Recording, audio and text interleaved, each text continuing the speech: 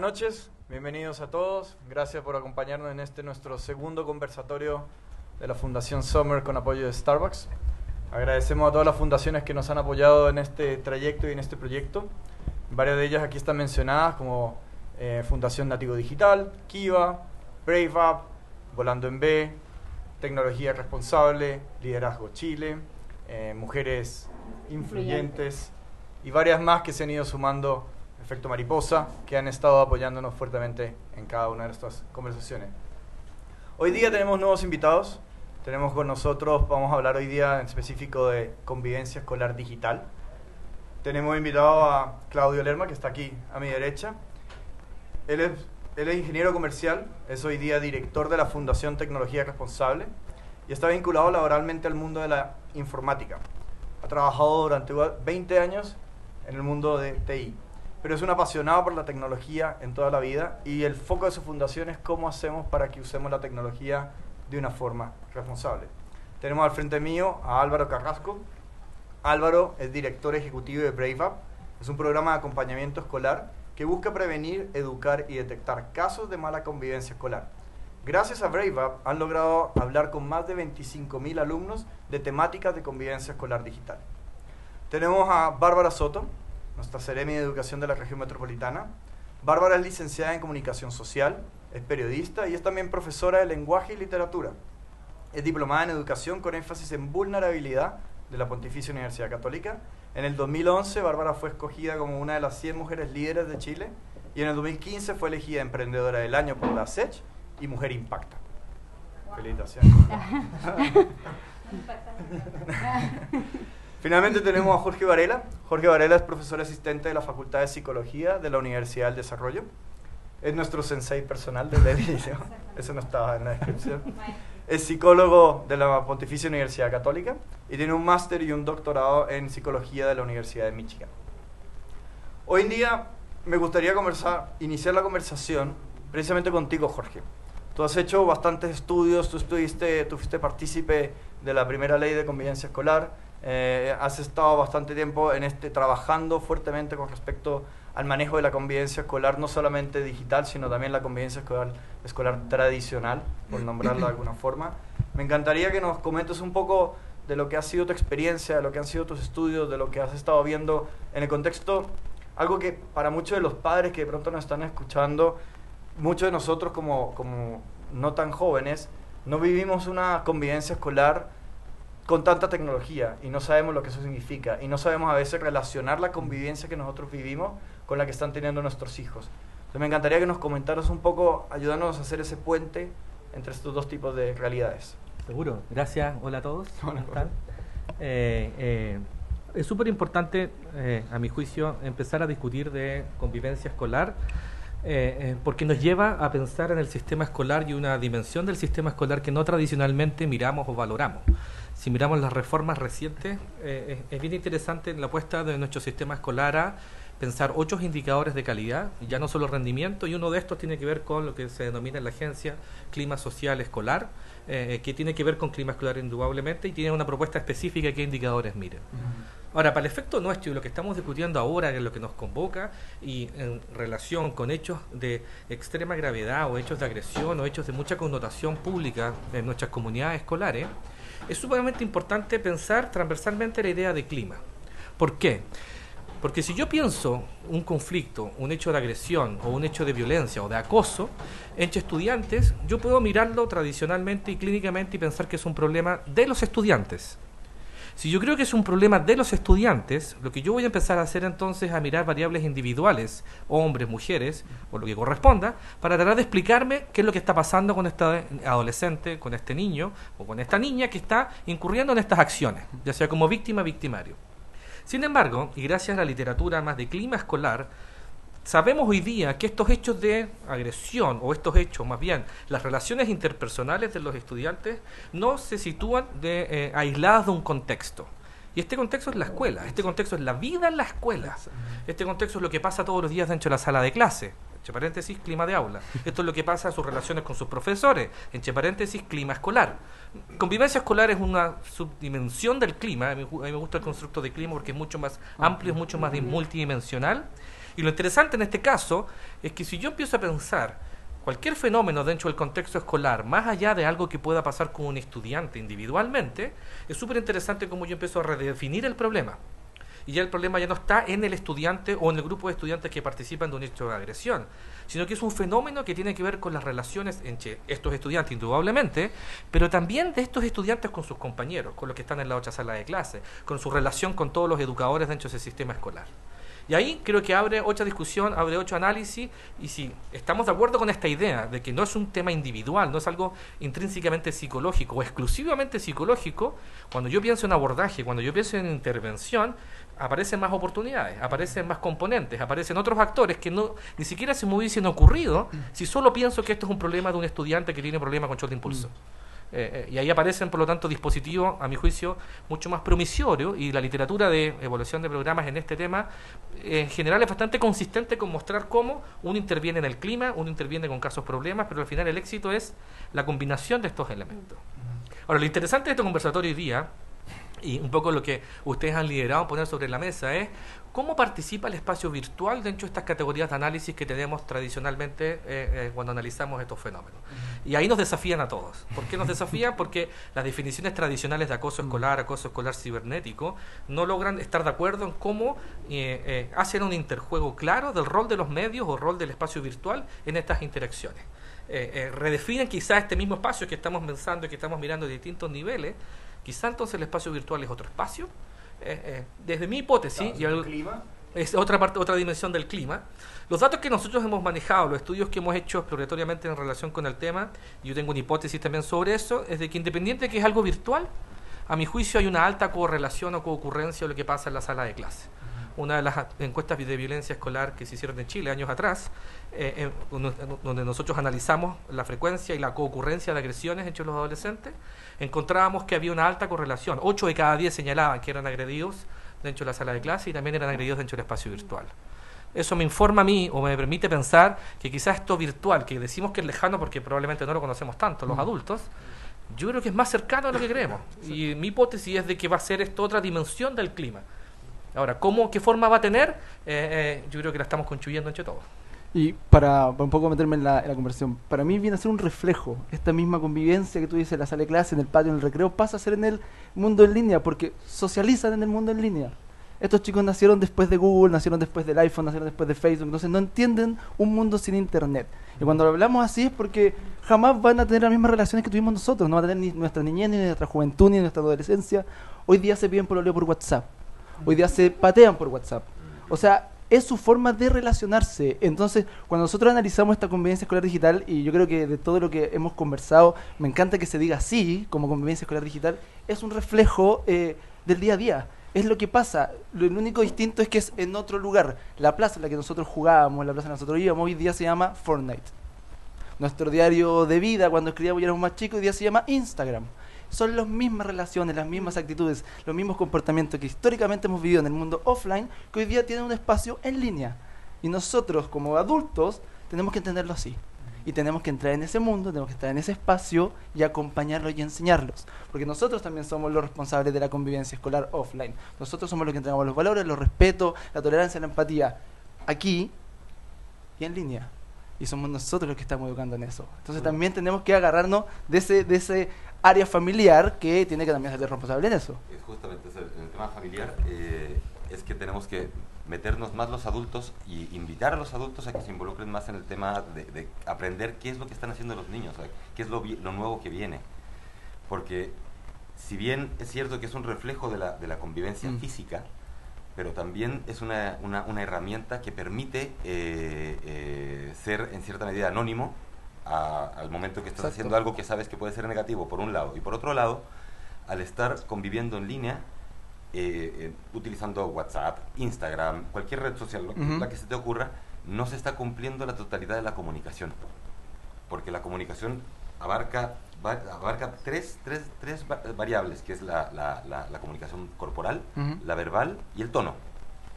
Y cuando tú estás escribiendo, faltan dos. Claro. Entonces, eso genera que haya una comunicación incompleta y también puede derivar en situaciones que van a ir a grabar a alguien en algún momento. Y eso también es digno de enseñarse dentro del ambiente de los papás. Sí, de esta mentoría digital que hoy día, lamentablemente, todos los adultos que nos están viendo van a tener que transformarse, porque es clave esta... Nosotros, cada vez que hablamos con los papás, les decimos lo mismo. Los papás compran los teléfonos celulares, los papás compran el plan de datos, y los papás lo entregan muchas veces a edades que son inapropiadas, que son demasiado pequeños. Nosotros les decimos la famosa nana tablet. O sea, mi bebé está llorando y le pongo la Peppa Pig y automáticamente se queda en paz. Estamos descansando muchas veces en la tecnología, asumiendo y creyendo que nuestros niños y nuestras niñas son expertos en la tecnología, y no lo son. O sea, no saben lo que es la huella digital, no tienen el problema del grooming, no saben los daños que hace el ciberbullying o la violencia escolar digital, como también debemos de decirlo. Y es importante que los eduquemos, que estemos ahí, que estemos presentes, que los acompañemos en este trabajo. Porque asumimos muchas veces que solo por que sepan deslizar un dedo o cambiar un video ya pueden cuidarse, y no es así. Y nosotros hemos visto, cuando hablamos con ellos, son muy ingenuos, realmente no miden las cosas que están haciendo, se sacan fotografías, se las comparten sin miedo a que esto se viralice, la amplitud que puede generar la viralización de una foto, de un video, genera daño. Lo hablábamos muchas veces, ¿qué es ciberbullying? ¿Qué no es ciberbullying? La violencia escolar de día constante en el tiempo en internet, con la amplitud, ¿cambia? ¿No cambia? ¿Es igual de grave? ¿No es tan grave? Aparecen muchas preguntas, y lo que tú decías al comienzo, muchas interrogantes que yo creo que todavía no están resueltas, y que estamos acá un poco para poder tirarse estas luces. Estamos todos aprendiendo. Sí, y en ese sentido también quiero introducir a Francisca Palma, se nos ha unido. Ella es especialista en comunicación de UNICEF Chile, tiene alta experiencia abordando temas de comunicación en los cambios culturales necesarios para lograr el cumplimiento de los derechos de todos nuestros niños y adolescentes. En ese sentido te agradezco muchísimo, Francisca, que estés aquí con nosotros, y en el mismo ánimo de lo que estaba conversando Álvaro y lo que hemos estado conversando, yo creo que nosotros como Chile estamos de pronto aprendiendo, pero es muy interesante también la experiencia internacional, qué es lo que ustedes como UNICEF han visto que está pasando en este ambiente de clima, como bien decía Jorge, de convivencia escolar, en este clima escolar, y cómo está afectando a los niños esta nueva interacciones digitales que también tienen muchas luces. No solamente son sombras. Bueno, muchas gracias, y disculpen la tardanza, pero fue el taco, les juro. Yo creí que salía en el tiempo correcto. Cuando a uno le plantean una invitación como esta, dan ganas de hablar de tantas cosas que tienen relación con esto, desde los adolescentes, la familia, la escuela, el rol de la educación, etcétera. Y bueno, y la experiencia personal, etcétera. Lo que yo quiero tomarlo desde dos temas. Uno, para UNICEF, las redes el mundo digital es una gran oportunidad para todos los niños del mundo. Y uno no puede demonizar este problema dentro de lo que ha significado para los niños del mundo estar conectados. Creo que para nosotros hoy día, para Chile hoy día, se le presenta como un problema de país desarrollado con herramientas de subdesarrollado. Y en ese sentido creo que es muy complejo abordarlo. Hay mucha gente tratando de entender cómo tomarlo, cómo abordarlo desde la escuela, desde los padres, desde los profesores, desde los propios adolescentes. Entonces, creo que los datos mundiales dicen que los jóvenes entre 15 y 24 años son el grupo más conectado en el mundo, y el 71% está en línea, en comparación con el 24%, por el 48% de la población global. Entonces, este grupo es el más conectado. O sea, un 71% de los jóvenes están conectados a nivel global. Sí. Versus un 40% de un 48% de los adultos, de la población total, es decir, de este grupo grande, este es el más conectado. Los menores de 18 años representan alrededor de 1 de cada 3 usuarios de internet en el mundo. Los conectados son Z.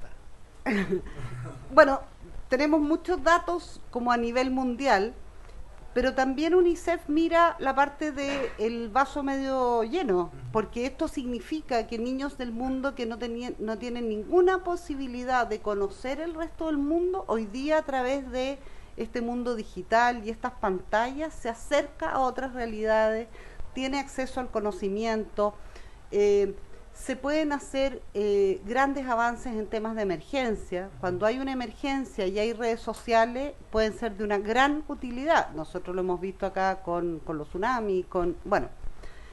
Entonces, creo que tiene muchas oportunidades y algunos problemas. Este es uno de los problemas. Exacto. Dicho esto, creo que el tema hoy día es la violencia. El tema hoy día es el maltrato entre distintas personas, entre adultos y niños, entre niños y entre pares. Hoy día UNICEF lanzó otro estudio mundial sobre violencia en las escuelas. Se llama Violencia en la escuela, una lección diaria. Y entonces dice que 150 millones de niños entre 13 y 15 años declara haber experimentado violencia entre pares en las escuelas y en sus inmediaciones. Que es una cifra abrumadora, digamos. En todo el mundo, algo más de cada 3 estudiantes entre 13 han experimentado acoso y peleas físicas. Los datos de Chile que entrega la Superintendencia de Educación también dice que en Chile los niños tienen agresión física en algunos más entre octavo y cuarto medio, entre cuarto básico y octavo y tercero y otro. Entonces, lo que yo creo es que se introdujo un instrumento que se llama teléfono móvil, que se suma a tener una herramienta más para hacer violencia. La convivencia, o partiendo más atrás, el derecho a la educación de los niños tiene que ver con la convivencia escolar. Un niño, o con el clima, no sé, no soy experta en el tema, no sé si es lo mismo, pero en el tema es cuando en las escuelas los profesores se agreden entre ellos, los directivos y los profesores se agreden, y los profesores agreden a los niños, no tenemos que sorprendernos que los niños se agredan entre ellos.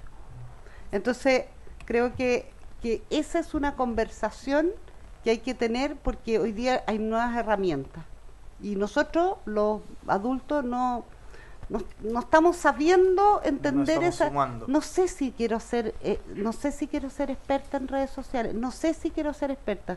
Quiero tener una relación de confianza con mi hijo, para que cuando le pasen cosas me cuenten. No sé si voy a estar siempre arriba de la pelota, no sé si voy a saber siempre cuál es la última forma que tienen, porque en algún minuto me voy a quedar atrás, pero lo que sí sé es que cuando le estén pasando mal, me digan por qué. Así, tengamos una... Pero es absolutamente normal. O sea, te voy a dar un ejemplo. En los años 80, se me cayó el carnet, en los años 80, tú podías darte cuenta en una casa que en esa casa vivía un adolescente, un niño, solamente con mirar el VHS. Si tú veías el VHS y el VHS estaba puesto a la hora, ahí había un niño o un adolescente. Si no había un niño o adolescente, el VHS estaba permanentemente en las 12 haciendo así. Porque el adulto no lo sabía usar. Es absolutamente natural. O sea, hoy día los niños usan la tecnología de una manera natural porque nacieron y la vieron y ya estaba. Nosotros somos inmigrantes. Ellos son nativos digitales, nosotros somos inmigrantes digitales. Y de esa forma podemos aprender, vamos a llegar al país digital, podemos aprender el idioma, pero siempre vamos a tener acento. ¿Ya? Como yo, que viví en México muchos años y se me quedó, claro, estuve 2 meses en México y se me quedó pegado. ¿Ya? Entonces, pero es absolutamente natural. Pero el acento igual te permite comunicarte. Absolutamente. Y ahí eso es lo que tenemos que entender. Es el aprendizaje que tenemos que entregar. Los adultos tienen que incluirse. Tenemos que incentivar esa inclusión. Ahora yo... de veras, disculpa. No, por favor, Bárbara. No, sí. Quería colgarme un poco del tema del derecho a la educación.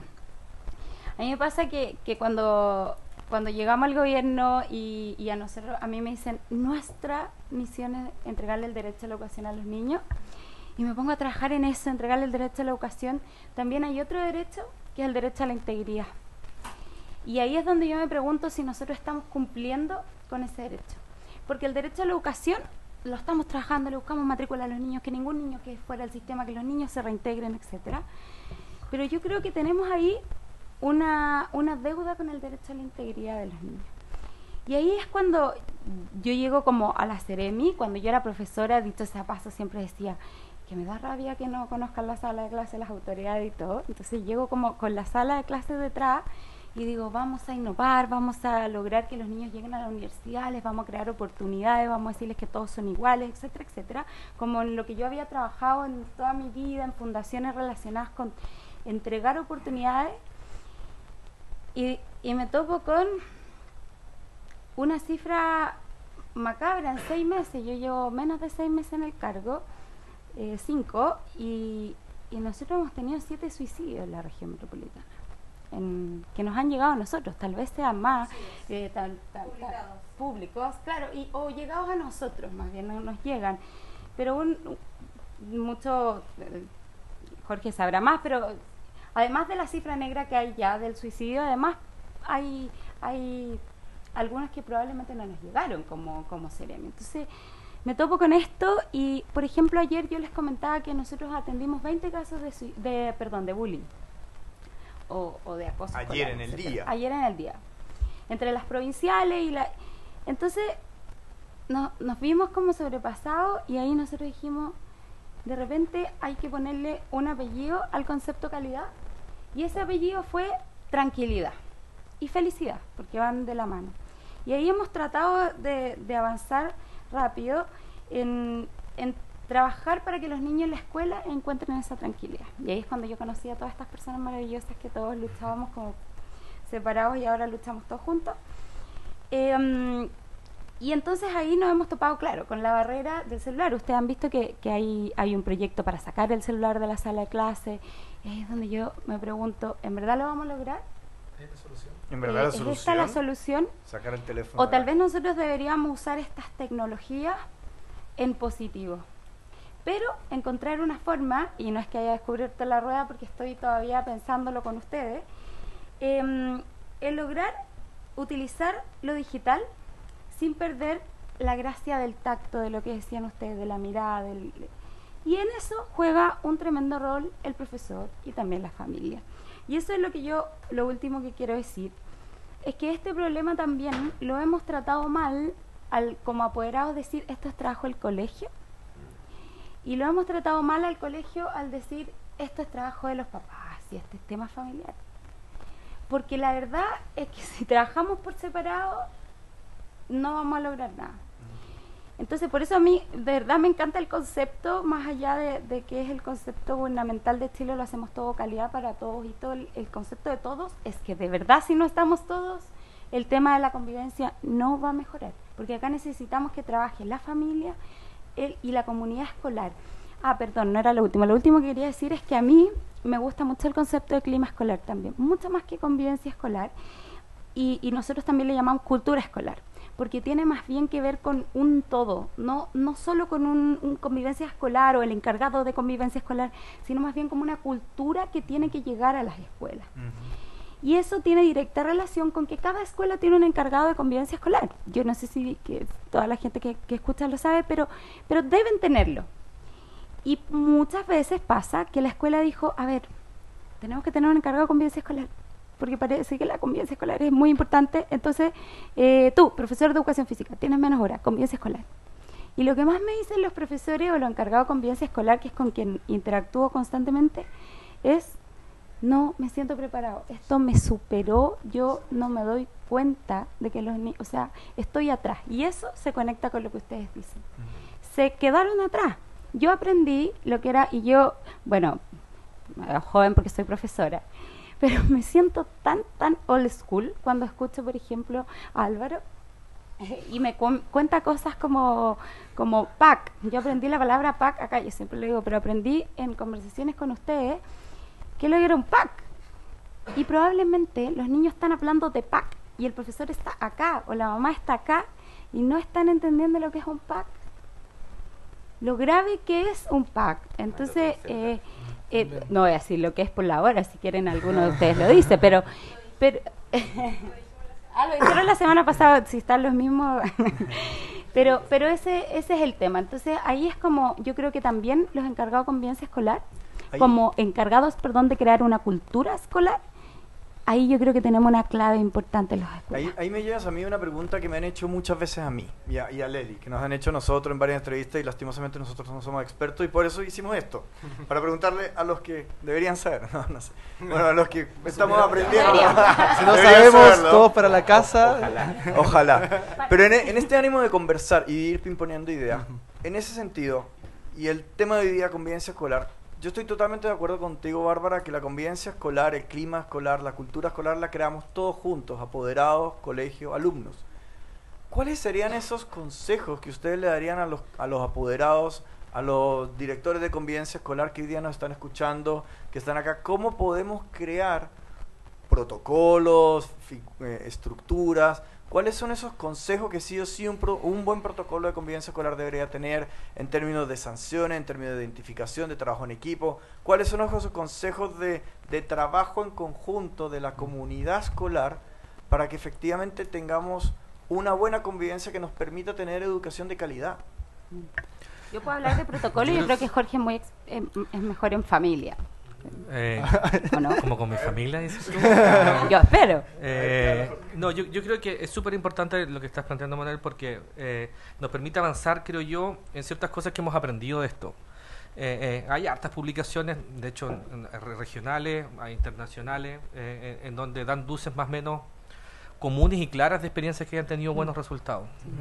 A mi juicio hoy día hay hartas orientaciones, de hecho un tiempo que hasta el Mineduc tenía una serie de herramientas para que uno, si quisiera trabajar en esto, estaban ahí disponibles. Muchas de estas son gratis, de hecho, en línea. Hay otras que hay que pagar, pero en general uno ve harta oferta nacional e internacional sobre el tema. A mi juicio el motor de cambio es otro, no es la metodología. Hoy día más o menos hay ciertas orientaciones de programas que son más promisorios. A mi juicio el motor pasa por otra cosa, te pasa uno por discutir o poner sobre la mesa lo mismo que estamos discutiendo acá. ¿De quién es el problema? Si yo lo defino como un problema del otro, ya sea de la familia, del colegio, de la autoridad, del recurso, del responsable, puede ser que me quede estancado en esa discusión eternamente. Segundo, ¿qué prioridad le damos a esto realmente como comunidad escolar? Y ahí a veces somos un poco cínicos, porque señalamos que el colegio es una entidad importante, pero si hacemos una encuesta pública, ciudadana, y le preguntáramos a la gente, ¿por qué escoge un colegio? Sería interesante saber la respuesta a ese tipo de preguntas. Si lo escoge efectivamente porque tiene un buen clima. Si fuese así, los colegios emblemáticos, los del ranking 100 del CIMSE, también sabemos sus escalas de clima. Exacto. Y están públicas, de hecho. Si alguien quiere googlearlo, lo puede hacer perfectamente, porque la agencia tiene esos datos del CIMSE de clima escolar de todos los colegios de Chile. O de noticias de hoy, de ayer, de antes de ayer, de antes. ¿Cómo noticias? ¿Cómo? De noticias, pues estamos en un momento que se está viviendo mucha violencia en establecimientos que eran emblemáticamente emblemáticos y que eran conocidos por los buenos resultados académicos, etcétera, pero nuestros niños están tirando bombas molotov, están cometiendo violencia contra los profesores en algunas cosas. Y al final eso tiene también relación con lo que decía Francisca respecto del concepto de violencia en general, que también incluye el bullying. Sí, es interesante esa discusión. Hay gente que plantea que hoy día las sociedades modernas son mucho menos violentas que las sociedades más antiguas. Pinker tiene un trabajo fascinante en Harvard donde muestra la historia de la humanidad y que hoy día habla que estamos en una luna de miel como sociedades mucho menos violentas que lo que están antes. Es interesante cómo miramos a veces los sistemas de denuncia, porque ya sea porque hay cifra negra o no, pero una cosa es la denuncia. A mi juicio, el dato más que nos informa un montón son las encuestas nacionales de autorreporte. Que tenemos, más que denuncia. Más que denuncia, porque la denuncia te entrega un poco el termómetro, te entrega un poco además, que no yo en todos realidad no fui denuncian. capaz de hacerlo, no todos denuncian.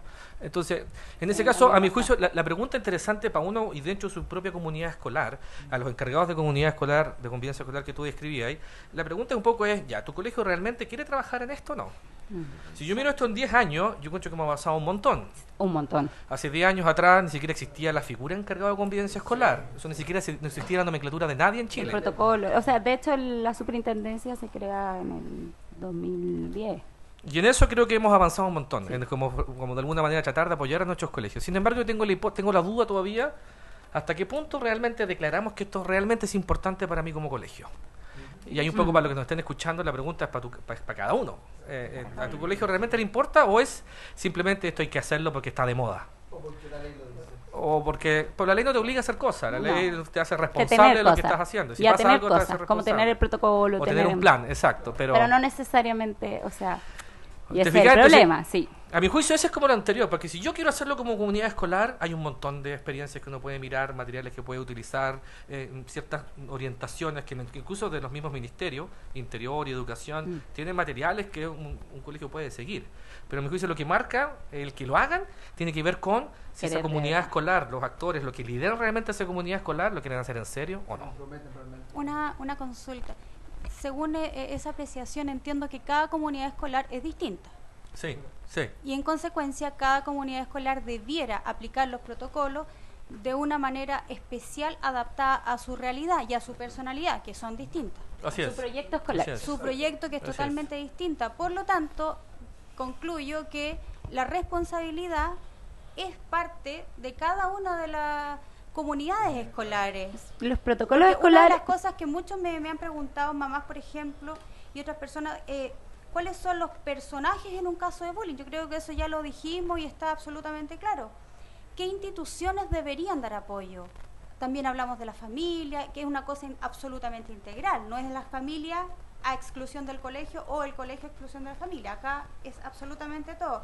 Pero una pregunta que es muy dolorosa es ¿por qué la víctima, por qué generalmente la víctima, para no decir siempre, si logra sobrevivir, que no fue nuestro caso, que logra sobrevivir a la agresión, tiene que salir del colegio y cambiarse de colegio, y por qué el agresor se queda feliz en el colegio dando fe de que ganó, de que simplemente el otro era, no sé, alguien depresivo o sinceramente no era suficiente y él era, ellos son suficientes o tienen un poder distinto, no lo sé, pero la víctima se va fuera expulsada como quien pierde una batalla y el agresor se queda celebrando.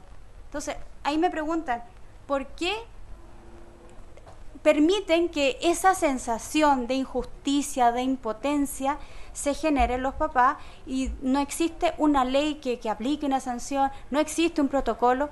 ¿Cómo poder responder eso? Yo entiendo que el protocolo tiene que aplicarse, depende de cada comunidad. Y si una comunidad no lo quiere aplicar, o sea, no quiere establecer un protocolo de una manera clara, precisa, con sanciones preestablecidas, no te digo sanciones de tipo penal ni de tipo pecuniario, pero sí con vías de al menos mostrar, que el agresor pueda mostrar a la víctima, reincorporémonos los dos.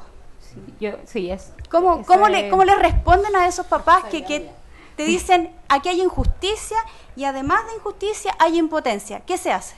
ya, en la teoría, el protocolo tiene que ser, por supuesto, basado en el proyecto educativo del colegio, pero siempre siguiendo normativas y reglamentos que son súper claros. Y ese protocolo, por ejemplo, el de expulsión, cuando un niño es comprobado que acosó a otro, etcétera, siempre el protocolo de expulsión es complicado porque tiene que ser un proceso justo. Entonces, ¿qué significa un proceso justo? Significa que la superintendencia, cuando le llega la denuncia, tiene que hacer una investigación, pero también el colegio, cuando hace una investigación y finalmente decide, por ejemplo, expulsarlo, tiene que seguir ciertos protocolos. Por ejemplo, enviarle una carta al papá, que el niño tenga un tiempo de respuesta, luego puede ser expulsado, luego llega a la superintendencia, si no llegó antes, llega después, la superintendencia ve si el proceso fue debidamente hecho y luego incluso existe la posibilidad de que lo reintegren, ¿cierto? Pero eso un poco se ha transformado en este último tiempo. Y el superintendente ha sido súper claro en decir, cuando el proceso está debidamente hecho, o sea, fue un proceso justo para todas las partes, ese niño no debería volver a la escuela. Ahora, nosotros como Minedu tenemos que preocuparnos de que ese niño no quede fuera del sistema, porque ahí entra la figura del agresor. Y ahí yo quiero decir que no creo que un niño nazca malo, no creo y estoy segura. Un niño no nace con ganas de violentar a otro, con ganas de... Y también tengo ciertas teorías de que el bullying no nace siempre con ganas de hacerle un daño a otro, que ustedes me pueden dar más sus teorías, sino más bien quizás a veces parte como juego, quizás con afán de poder, quizás con otro objetivo que no es maldad. Entonces, ese niño que es la figura del agresor, a mí me parece que también es víctima de algo, no necesariamente la familia. El otro día escuché que decían, pero es que ese niño le debe pegar la familia. No necesariamente. El agresor no necesariamente el papá le pega, pero muchas veces el papá no tiene idea, no se puede imaginar que su hijo está agrediendo a otro. Porque dice que hice mal, y tiene diferentes razones. Pero a mí me parece que esa figura del agresor no puede ni quedar fuera del sistema, porque es un niño y tenemos que generar, garantizar el derecho a la educación, y es víctima también. Entonces ahí es donde yo creo que tenemos que trabajar con ambas partes, con el agresor, con el agredido y con los testigos, bueno, con las tres partes. Yo creo que el tema de las expulsiones y de las cancelaciones de matrícula son el fracaso del colegio. Así, un colegio que expulsa y un colegio que por razones académicas, por razones de comportamiento, es un fracaso del colegio. Tú no puedes tener un niño desde pre-kinder en el colegio y darte cuenta en tercero medio que tenés que echarlo. Hiciste mal el trabajo. Así, lo que se llama la comunidad escolar es la que es responsable de la convivencia escolar. Y en estos protocolos o manuales de convivencia, los manuales de convivencia son un papel donde se pone de acuerdo la comunidad escolar en qué reglas vamos, cuál es el rayado de cancha que vamos a tener. Hace 10 años, más o menos, sí, 10 años ahora, atrás en UNICEF Chile se hizo un estudio sobre manuales de convivencia en Chile. Claro, que fue increíble. Se tomaron, no sé, 100 y tantos manuales de convivencia de distintas escuelas. Y se analizaron estos manuales de convivencia, como qué cosas decía. No tengo las cifras claras, pero les quiero decir que un porcentaje altísimo de lo que firmaban padres, apoderados, directores, profesores y alumnos eran inconstitucionales. El 50% era. Es decir, el colegio ponía como parte de la regla del juego cosas que no se pueden hacer. Otras iban en contra del reglamento. Así, el niño será devuelto a su casa si no viene con las zapatillas de deporte en la mañana. En este país los niños no pueden volver a su casa una vez que van al colegio. Se sanciona al colegio. Bueno, esto y mucho más. Entonces, ¿qué quiere decir esto? Quiere decir que, ¿por qué elijo el colegio? Así, yo voy a leer un manual de convivencia y voy a afirmar que estas son las reglas del juego de mi hijo en este colegio. ¿Por qué? Porque tiene un super simse. Entonces quiere decir que la convivencia no me importa. Exacto. Quiere decir que a mí me importa más que tenga un buen puntaje, que entre a no sé qué universidad y que después sea que aprenda a convivir con otros. Yo prefiero que aprenda a competir con otros en vez de convivir con otros, ¿o no? Así, creo que las señales que damos como padres tienen todo que ver con lo que queremos con nuestros hijos. Tal cual. Entonces, cuando se habla de convivencia escolar, se habla de dos cosas que yo creo que uno es el contenido. ¿Qué significa convivencia escolar y por qué la escuela tiene que enseñar la convivencia escolar? Porque la escuela es la ciudad de los niños, es donde aprenden los niños y los adolescentes a convivir con otros. No es tanto la familia, porque la familia no tiene los hermanos que tiene y le llegan ya y le tocó. Los compañeros tampoco se escogen. No se escogen, pero tú puedes hacer suficientemente escándalo en alguna familia para que te cambien. Pero en lo que no les resulta, se tendrán que quedar. Pero si yo tengo una mala convivencia escolar que dura apenas 12 años de mi vida, que 12 años en la vida de un niño es todo, entonces quiere decir que yo así salgo a la calle después. Así, resuelvo a patadas. Resuelvo. Las cifras del 2018 de la superintendencia habla que la violencia de los niños, el 54% de los niños entre empujones, golpes, patadas, 54% dicen haber tenido. Y la no se mayor en tercero tercero básico. Claro, de ese estudio. Entonces tú decís, ¡ah! Y se mandan insultos por WhatsApp. Hace encuentro que es lo menos. Si el 54% se pega físicamente. Entonces, lo que quiero decir es como nos enfocamos hacia este instrumento pequeño que nos está haciendo mucho daño. Pero esto tiene que ver con la convivencia. Y el último punto que quiero decir es como el aprender a vivir con otros sí es responsabilidad de la educación y es parte de la calidad de la educación. Cuando uno habla, el derecho a la educación es el derecho a calidad, y cuando uno habla de calidad, habla de convivir con otros. Si a mí el colegio no me enseña a convivir con otros, es un derecho que no se me está cumpliendo y yo puedo reclamarlo. Y lo otro es que está comprobado que la mala convivencia escolar sí afecta el conocimiento, porque los niños asustados, los niños violentados no aprenden porque están bloqueados. Están preocupados por lo que le va a pasar. Y no pueden sentarse a aprender matemáticas ni a leer un libro tranquilo, no pueden porque están. Entonces la convivencia escolar, que como decía Bárbara, se elige al que tiene menos horas. Perdonen, pero estamos mal. Así, estamos mal porque no se puede elegir al que tiene menos horas, porque es una materia de las más importantes que tiene que ver con la calidad de la educación. Entonces, si este país se preocupa de la calidad de la educación, se tiene que preocupar de la convivencia escolar, porque es parte del menú. A mí me gustaría sumar lo que dice Francisca. Efectivamente, ese estudio fue muy bueno. Los reglamentos de convivencia escolar, el 50% no estaban sujetos a derecho. Yo creo que no logró hacer tanto eco, creo yo, en la reconstrucción de los manuales de convivencia escolar, en donde yo invitaría a los colegios, pensando en tu pregunta de, bueno, ¿qué hacemos ahora? ¿Cómo podemos hacerlo? Es tratar de convivir con las demandas administrativas, de que tiene que haber un reglamento y tiene que estar la documentación, etcétera. Pero, a mi juicio, hay que pensar si el reglamento de convivencia escolar es un código penal o es un instrumento pedagógico. Y si es un instrumento pedagógico, a mi juicio, la pregunta es otra. Pues la pregunta es no solo pensemos en la sanción frente a la falta, que tiene que haberla. Aquí tampoco se trata de que da lo mismo lo que uno haga. Pero sí, a mi juicio, la pregunta es anterior. Y la pregunta es anterior en tratar de pensar cómo queremos convivir. Y ese documento, reglamento, manual, llamémoslo con lo que queramos llamar, a mi juicio debe ser capaz de plasmar eso. A tal punto que uno llegue a cualquier colegio y hable con cualquier integrante de esa comunidad escolar, un niño, un adolescente, un educador, un profesor, la persona que abre la puerta, y tenga claro eso en 2 o 3 palabras. ¿Cómo quieren convivir ustedes acá? Siempre debería el Pero reglamento. el otro tema que se da ahí es que tampoco el colegio tiene cómo garantizar que las familias, que los apoderados, leyeron el reglamento. Sí, porque lo firmo.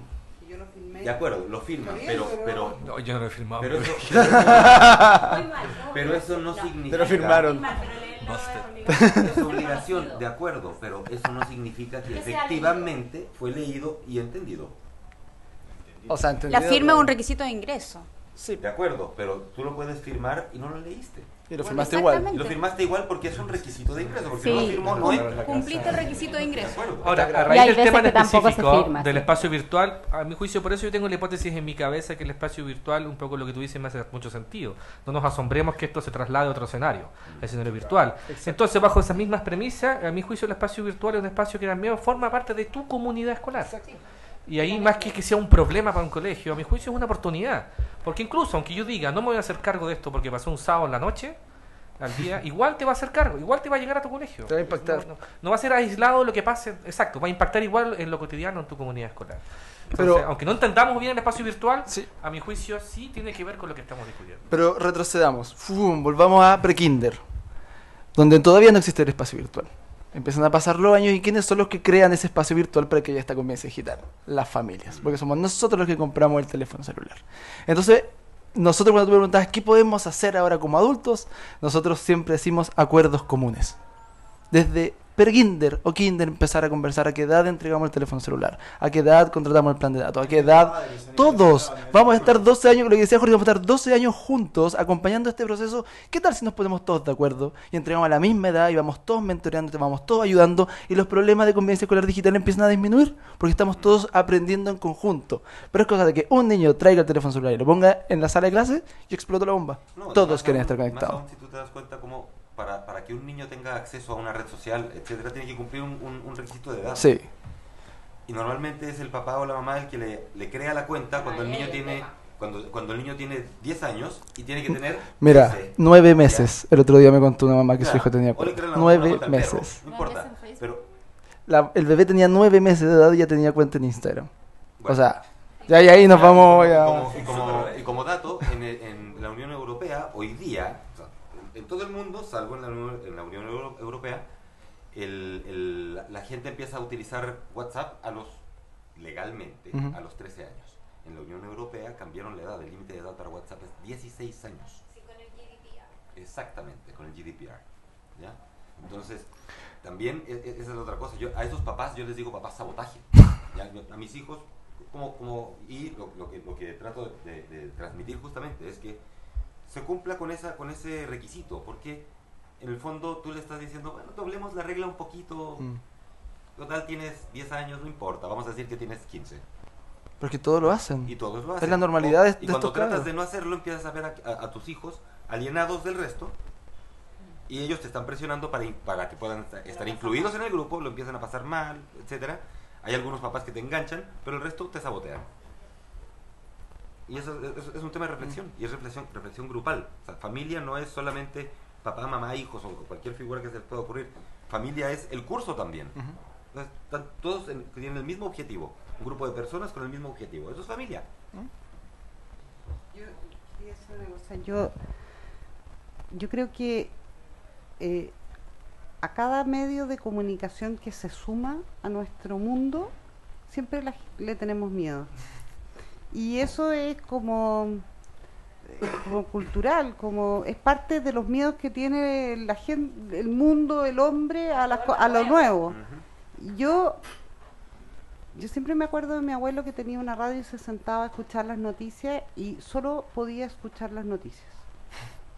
Y después, cuando nosotros estudiábamos con música, era horroroso. Así, de verdad no se puede estudiar con música, porque mi mamá era un escándalo, porque no se puede estudiar con música. ¿Cómo vas a tener...? Y hoy día, no con música, Está bien, démosle para adelante, pero hagámonos cargo. Es como, mi sensación es que...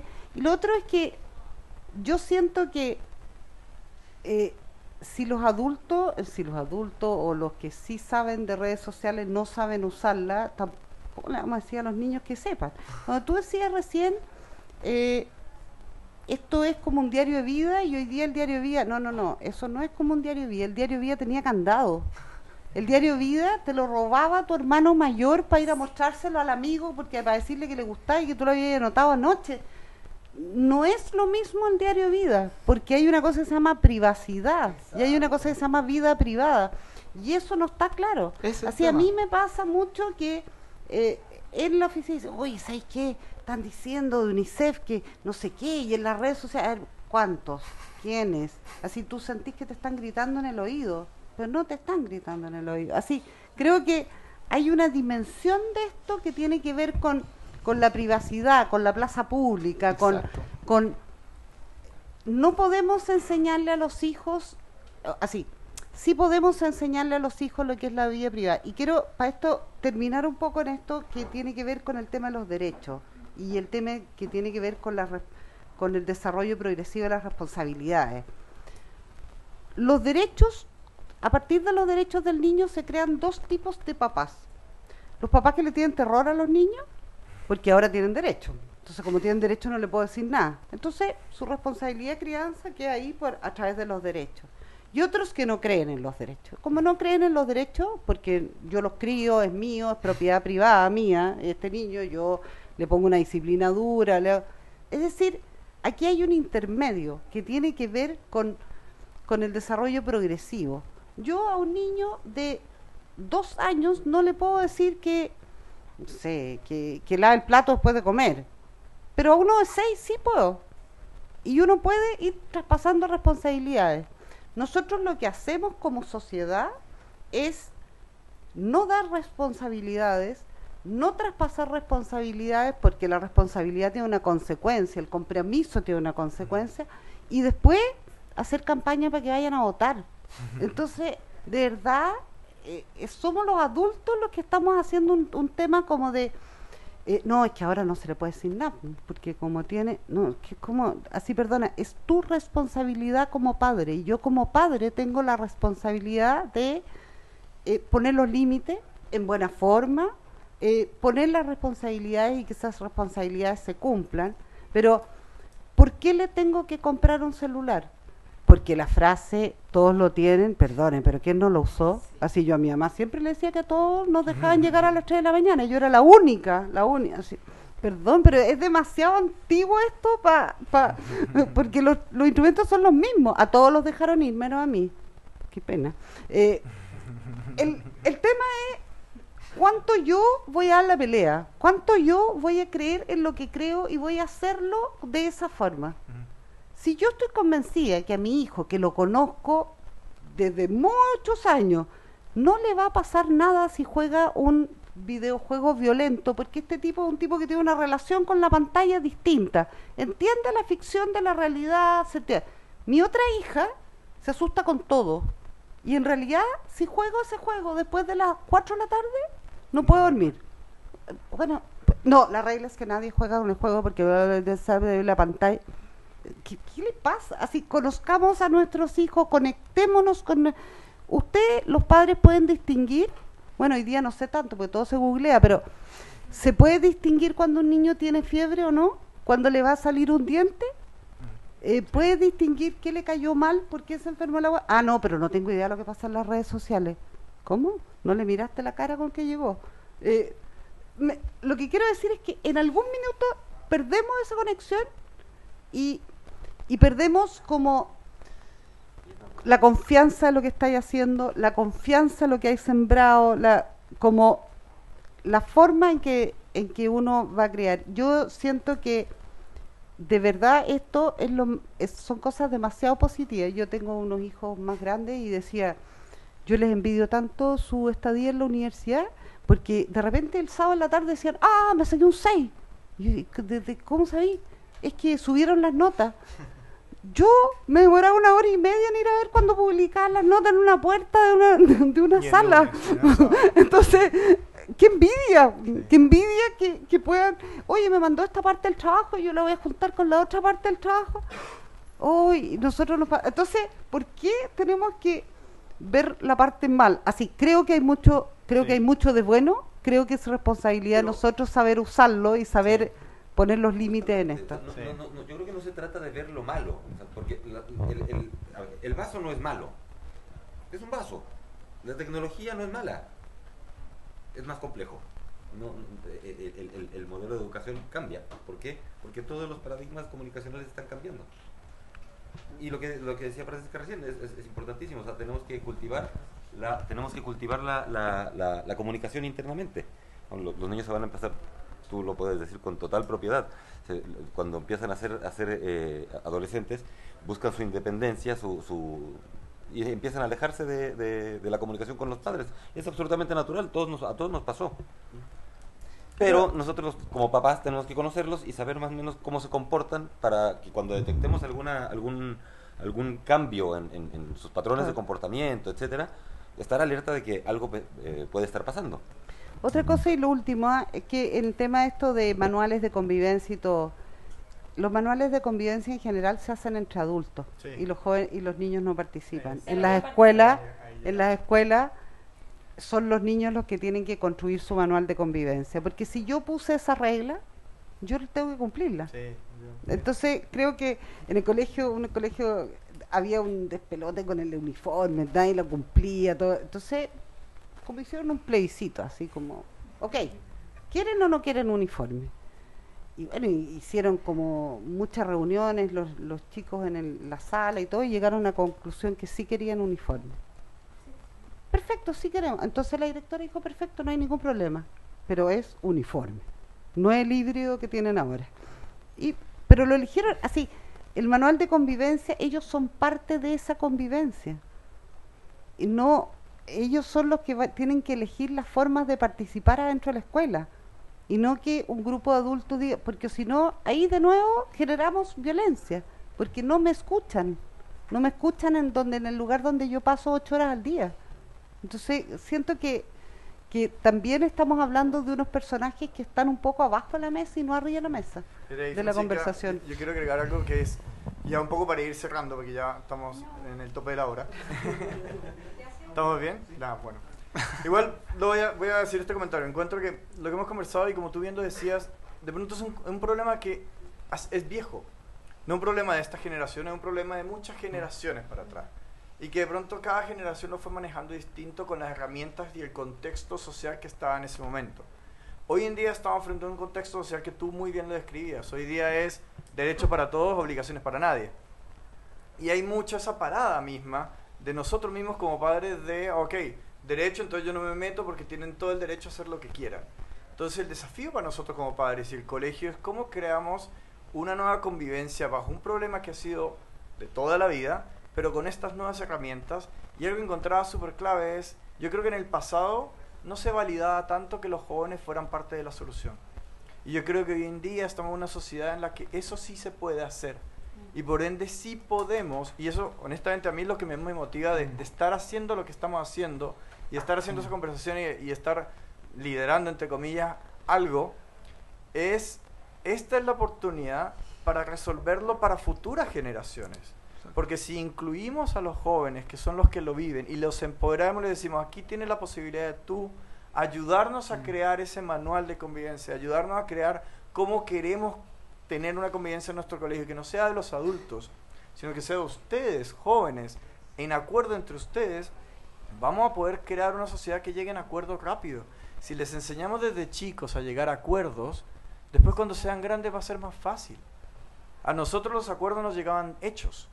Nosotros las materias que teníamos que hacer no teníamos mucha opción de opinar, nos llegaban hechas.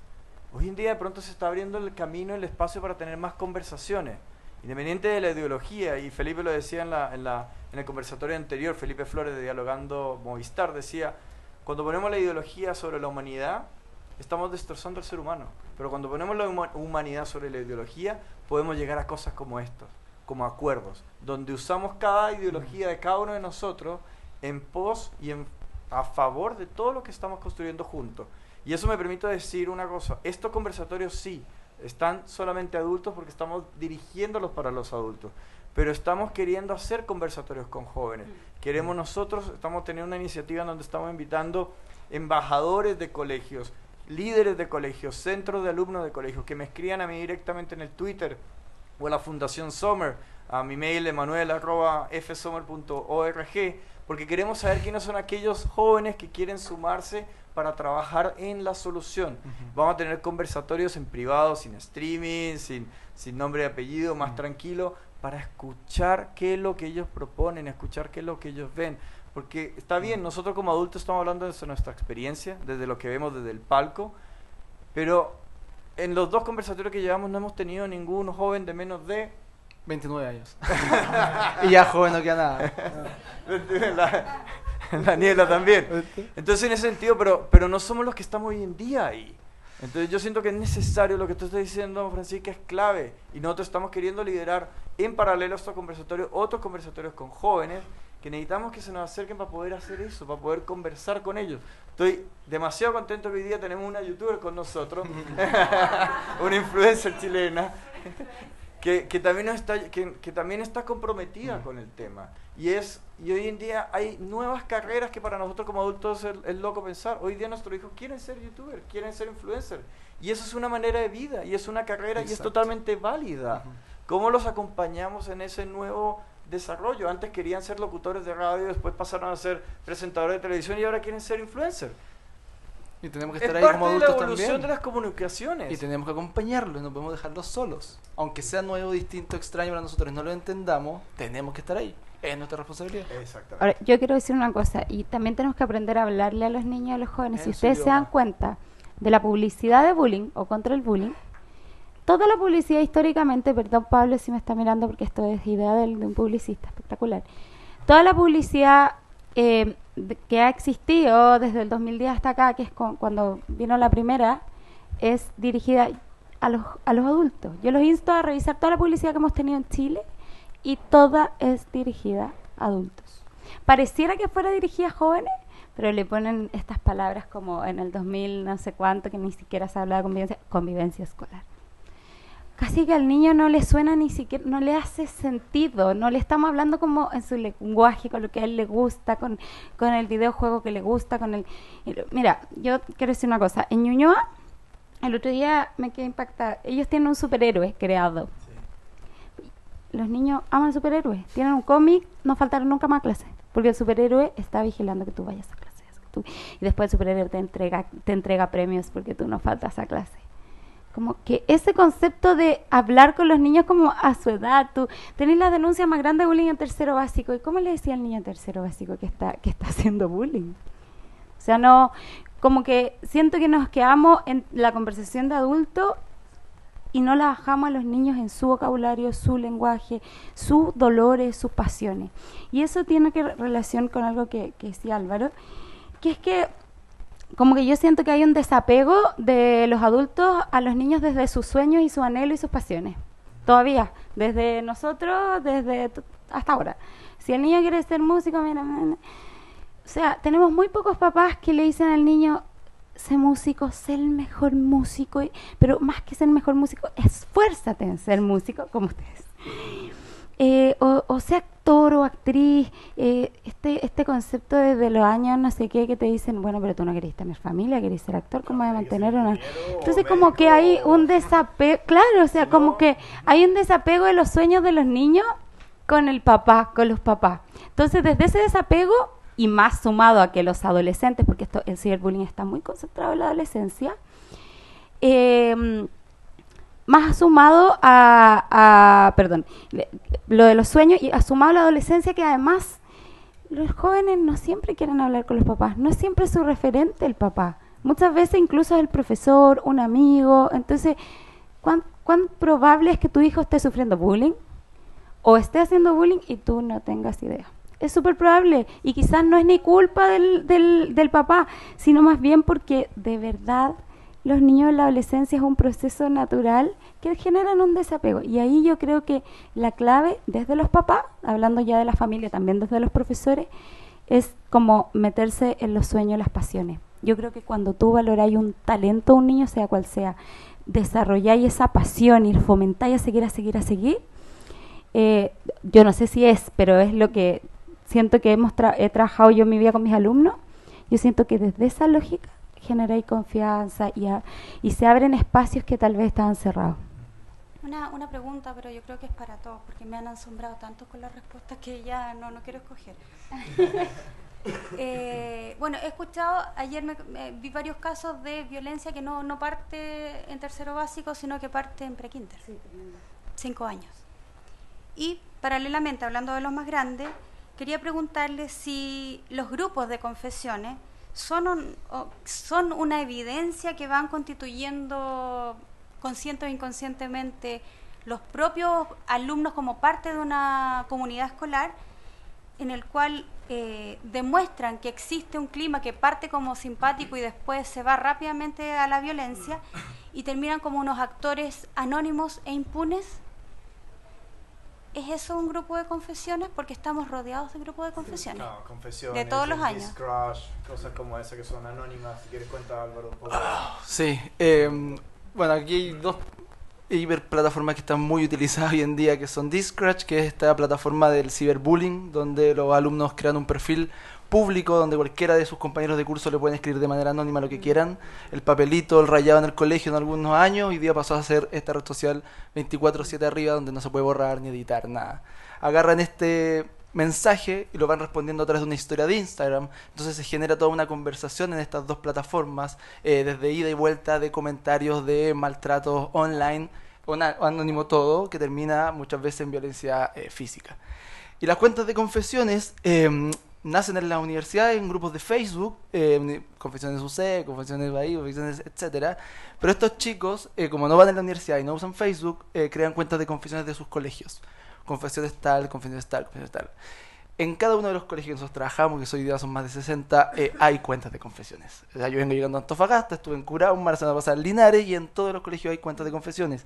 Y cuando nos vamos a ciudades más pequeñas, incluso vemos confesiones de toda la ciudad. Confesiones de Viña, confesiones de Reñaca, confesiones de Copiapó, confesiones de Antofagasta, claro, donde todos están compartiendo. ¿Y para qué lo hacen? Porque es su termómetro social. Ahí ellos se validan y ven qué tan cool, qué tan popular, qué tan no popular están siendo ante sus compañeros. Entonces, les da lo mismo exponerse. Y cuando voy a hablar decía, no es lo mismo que el diario de vida, porque no tiene privacidad. Exacto, ellos no tienen conciencia de lo que es la privacidad. Para ellos solamente tener una cuenta privada ya es privacidad. Es así. O sea, yo tengo mi cuenta privada. O sea, yo sé quién está viendo mi contenido, entonces yo lo segmento, yo lo selecciono y yo puedo manejar a estas personas. Y buscan esto, y muchas veces muchos de estos chicos crean cuentas incluso de confesiones o de discratches de otros compañeros para exponerlos públicamente y que, ok, creemos en la cuenta a Manuel, pongámoslo en nuestro grupo de WhatsApp y digamos, mira, Manuel tiene una cuenta de discratch, escriban todos, y todos los compañeros te empiezan a escribir ahí. O sea, muchas veces ni siquiera el mismo chico o chica crea su cuenta, se las crean para que esté todo esto expuesto. Sí. Y eso pasa en estos canales. Incluso a los profesores. Exactamente. Y estos canales principalmente son privados. Estas cuentas de confesiones son privadas. O cuentas de memes también que se crean. ¿Para qué? Para que el adulto no los pueda seguir. Es decir, este administrador, este chico o chica que crea esta cuenta, es el admin. Todo el colegio sabe quién es el admin. Pero es el secreto de Estado. O sea, nadie te va a reconocer quién es este chico o chica que crea esta cuenta. Entonces este chico tiene el poder, recibe las confesiones de quien quiera y las empieza a publicar, etiquetando a una, etiquetando a otra, escribiendo lo que sea, o muchas veces inventando algún comentario de otro para empezar a generar distintos problemas, que comienzan ahí, pero terminan muchas veces en violencia física. O sea, eso pasa a ser el paso cero, no queda solo ahí, eso implica muchas veces violencia física misma. Y eso están haciendo y lo hacen en todos los colegios. Oye, con los profesores, lo que dijo. Increíble, vi llorar a una comunidad educativa desde los profesores, porque les hacen estos perfiles a los profesores y han convencido a comunidades que el profesor es acosador sexual, que el profesor... Y he visto a los profesores llorar literalmente, que es súper como te violenta como profesor. Sí, obvio que sí.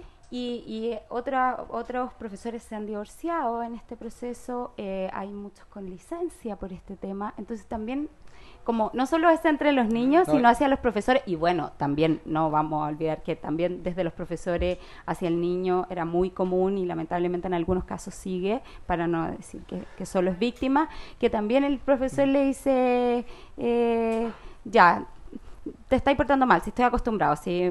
Y entonces es el que se porta mal, o bueno, uy, mira qué sorpresa, te sacaste una buena nota, o esos comentarios también generan como este clima de que el niño dice, ¿por qué no lo voy a molestar? Si lo molesta hasta el profesor, o sea, como, y en ese sentido como que la violencia es hacia todos lados. ¿Y ahí qué hacemos?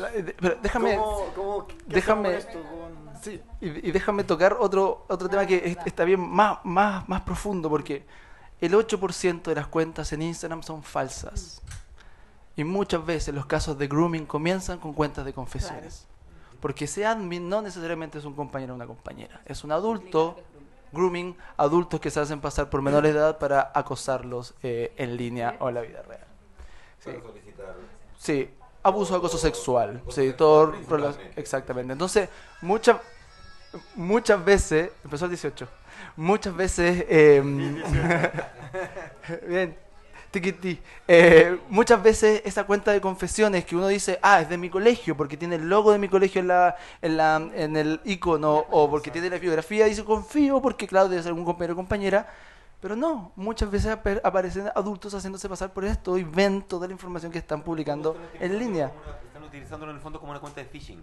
Exacto, un canal para poder hacer esto. Están tratando de reclutar, porque son depredadores. Exactamente. Están tratando de reclutar material.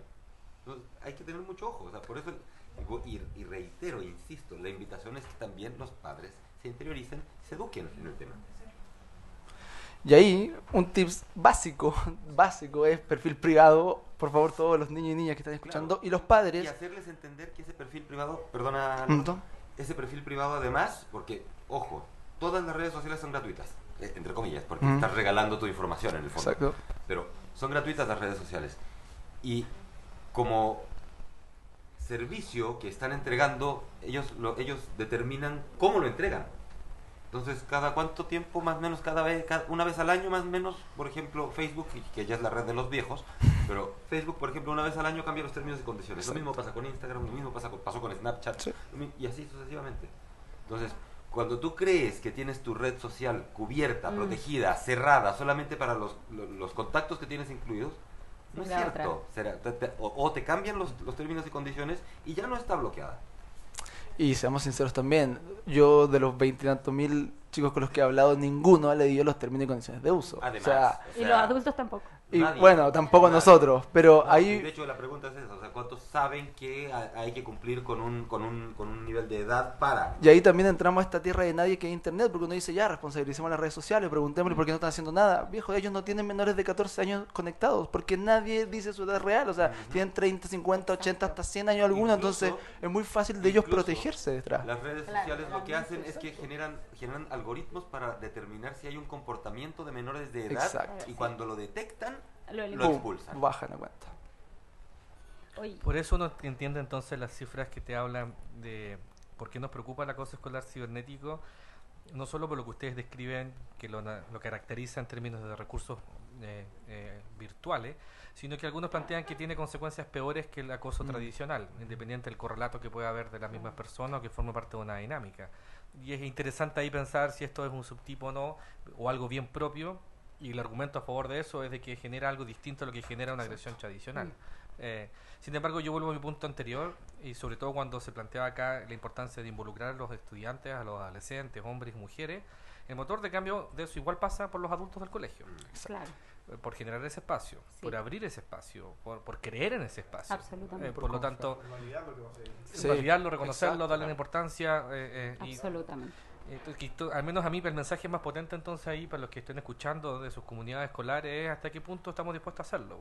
Y creo que la buena noticia es que hay colegios hoy día que sí lo hacen y hacen un muy buen trabajo con eso. Entonces la invitación creo es a que vean que sí es posible hacerlo y que no es algo cierto que genera más problemas, sino por el contrario. Yo creo que abre un montón de oportunidades si lo queremos hacer de esa manera. Totalmente de acuerdo. En ese sentido me gustaría, porque ya nos quedan 10 minutos, tenemos personas aquí también en el público, me gustaría también abrir el micrófono si alguien quiere aportar, hacer alguna pregunta, compartir algo en específico. Aquí hay una pregunta y aquí hay un micrófono. Bueno, para comenzar, hola, soy Piedra Casanza, estudiante de periodismo, y estamos haciendo con una compañera nuestro proyecto de título sobre el ciberbullying y la ley de violencia escolar del año 2011, que claramente no tiene como en la ley, y nosotros la leímos, no se relaciona nada con el ciberbullying, porque el gobierno, el Ministerio de Educación, la Seremi, la Superintendencia, se ha demorado tantos años en incluir o en restablecer, o sea, como obviamente reformular esta ley, remodernizarla, si ya estamos en 2018 y esta fue creada en 2011 y ya llevamos cuántos años con tanto ciberbullying y las redes sociales que claramente yo tengo desde los 14 años, 13 años Facebook y ya tengo 22. Entonces es como, lo encuentro entre que insólito y obviamente, yo igual mentí con mi edad cuando me hice Facebook, no voy a estar con cosas, pero encuentro insólito que todavía, ya estando en el 2018, yo tengo primos de 13, 12 años que tienen Instagram, tienen celular, tienen Snapchat, que es una red social que usan sobre todo los niños de colegio. Ya para nosotros ya está el Instagram, pero para ellos Snapchat, que se pone la foto de 1 a 10 segundos, tú le puedes sacar pantallazo y queda por siempre, o sea, fregaste. Entonces, ¿por qué se ha demorado tanto en meter el ciberbullying en esta ley? ¿O por qué no se ha creado algo ya pasando tantos años? Sí, hay una verdad y una esperanza. La verdad es que, sí, Jorge. Está el tema de las está el agresiones ciberbullying, virtuales. sí. Eso me acuerdo porque nosotros éramos el equipo que estaba metiéndolo sobre la mesa y de hecho los metimos en las encuestas nacionales de violencia. Entonces sí se explicita que cualquier agresión está prohibida y es sancionado al colegio y que eso incluye el espacio virtual como parte de las agresiones. No va a hablar específicamente de ciberbullying porque no sé, es acoso escolar cibernético. No, y tampoco se hablaba tanto en el 2010, tampoco era. Pero sí, eso yo iba a decir eso, dos cosas. Que efectivamente está, pero sí, yo creo que se podrían haber hecho más esfuerzos hasta ahora en diferentes cosas como de actualización, de tipificación, etcétera.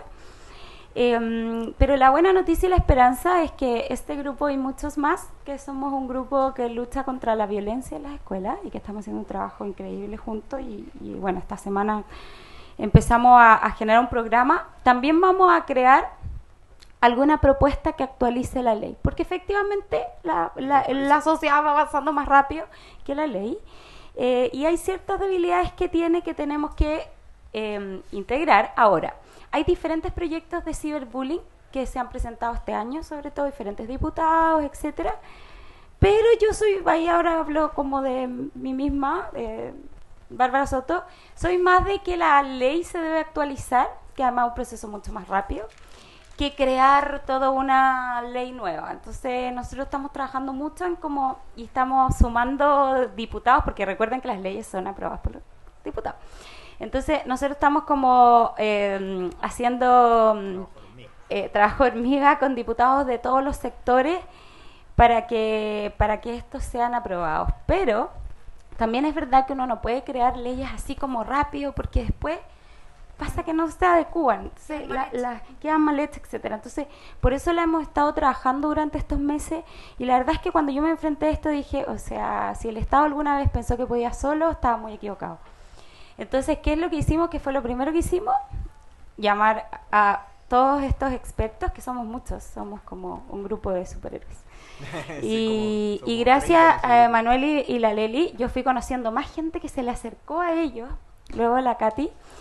Entonces la verdad es que en verdad la Katy nos unió y que no nos desuna nadie, porque vamos a lograr cambiar, no solo mejorar la ley, que siempre se puede mejorar, sino que también bajarla a los colegios, porque es lo que decía Jorge, o sea, está bien que el colegio tenga protocolo, pero no necesariamente podemos asegurar que los papás lo leyeron, no necesariamente podemos asegurar que lo hizo toda la comunidad educativa como debería.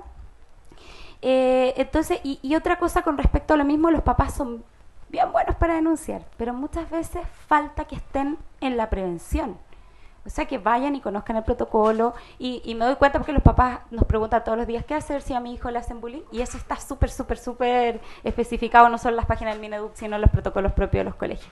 Entonces ahí como falta un poco de proactividad, pero vamos avanzando y nosotros tenemos esperanza que este año terminemos con grandes cambios al respecto. Efectivamente.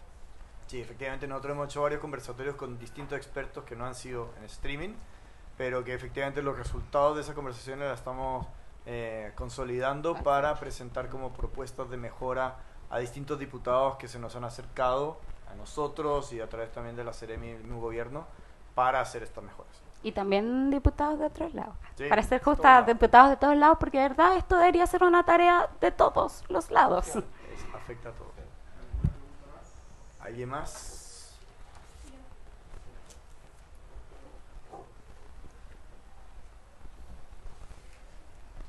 Yo soy la compañera de Fiorella, que estamos trabajando juntas.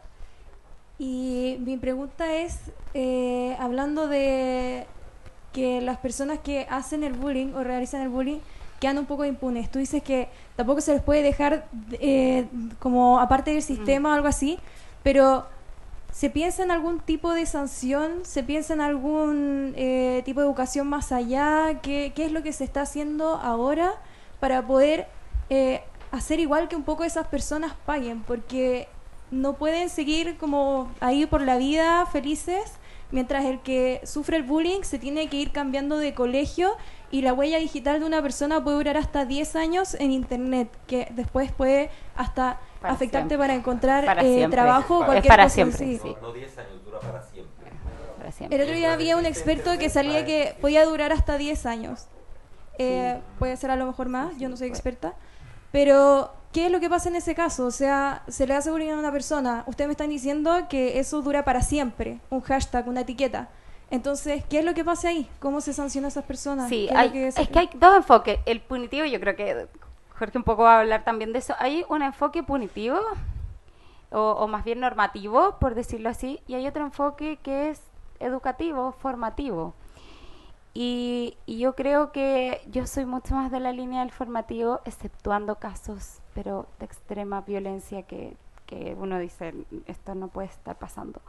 Pero sí yo creo, soy más del prevenir, o sea, de que estamos formando para que los niños entiendan, porque si nosotros solo castigamos, no hay ninguna posibilidad que nosotros cambiemos esto. Es como lo mismo que pasa, cuando nosotros creemos que vamos a acabar la delincuencia porque vamos a meter más gente a la cárcel. O sea, como, ¿cuál es la posibilidad de que así se acabe la delincuencia? Quienes hemos trabajado en la cárcel, ¿y por qué llevo esto? Como son diferentes casos obviamente, pero es un poco parecido, como la pérdida de la fe en el abandono que salga del sistema. De hecho, la mayoría de ellos no terminó el colegio, termina en la cárcel, y nosotros teníamos una escuela de emprendimiento y escuela eran 10 escuelas. Pero yo los mejores emprendimientos que vi en mi vida, las mejores obras de arte que vi en mi vida, fueron en la penitenciaría. Entonces ahí te preguntáis, ¿qué pasó? ¿En qué camino perdimos a este talento? Entonces yo soy mucho más de rescatar a ese niño y entender el por qué está como ejerciendo violencia sobre otro. Y de verdad es que ustedes no se pueden imaginar, yo sé que pareciera que fuera muy difícil, pero no me digan esos que han estado en la sala de clase, porque no es difícil. Si los niños, sobre todo en la adolescencia, yo soy profe media, hay formas de contenerlos, de entenderlos, de escucharlos, de quererlos, de abrazarlos, y parece súper básico. Pero si a mí me dicen que es básico, yo les digo que fue la única forma en que yo encontré en que en mi curso jamás hubo violencia, están todos en la educación superior, y era un curso con 96% de vulnerabilidad. Entonces, de verdad, yo creo que tiene más que ver con la formación. Ahora, en la manera más normativa, existen protocolos súper claros de expulsión, y ayer, de hecho, presentamos un proyecto de ley que, en casos de extrema violencia y que afecta al resto de la comunidad, ya el protocolo es más corto, entonces se puede al niño expulsar en 5 días, pero el niño tiene 5 días para responder, pero se puede expulsar en forma instantánea en vez de mantenerlo durante todo el proceso. Pero ahí, por supuesto, el Mineduc lo que tiene que hacer, nuestra misión es rescatar a ese niño y tomarlo en otro colegio, porque no hay ninguna posibilidad que lo dejemos como abandonado al sistema. Ese es como tenemos esa responsabilidad, no solo moral, sino que legal. Jorge, te agradezco, agrega tu respuesta, porque sé que conozco bien lo que hemos conversado contigo en ese tema, pero aprovecho de pedirte, junto con tu respuesta, también ve haciendo un cierre de lo que ha sido para ti foco tip principal para los que nos están viendo con respecto a convivencia digital. A ver, tu pregunta es súper interesante porque releva hartas cosas. Cuando tú decías esta persona pague por lo que hizo, lo que yo escucho de eso, entonces, que queremos una sanción, y ahí es súper interesante tu analogía con el sistema penal. ¿Para qué tenemos un sistema penal?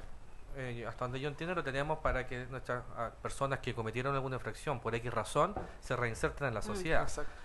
Hace no muchos meses atrás hizo público, ¿cierto?, como algunos personeros públicos destacaban la tortura que hubo de personas que estaban en la cárcel con electricidad en sus cabezas.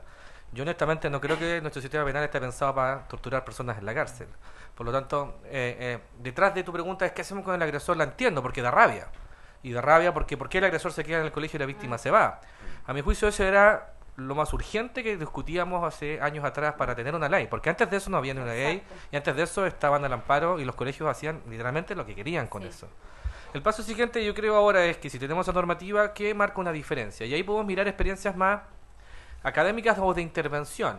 En el contexto que la efectividad de los programas de acoso escolar en general no es muy alta, funciona mejor con los más chicos que con los más grandes, hay todavía un gap en en los agresores más duros, en aquellos que participan permanentemente de este tipo de situaciones de abuso contra los otros.